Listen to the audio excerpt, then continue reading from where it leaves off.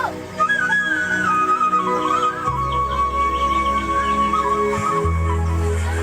Marley, ngồi, ni lọc sao con cái chơi chẳng chứ kể, để bộ thằng nó đó.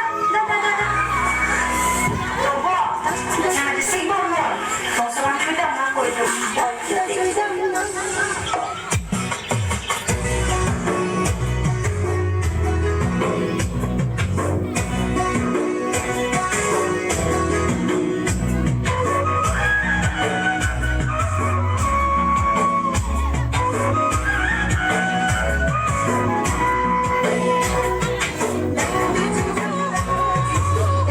subscribe cho kênh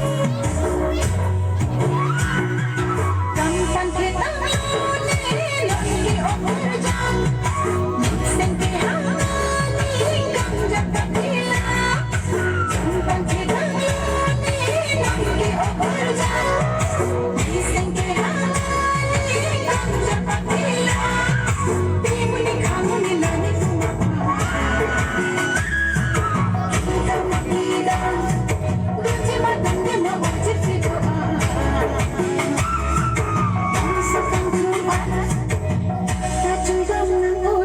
để không bỏ lỡ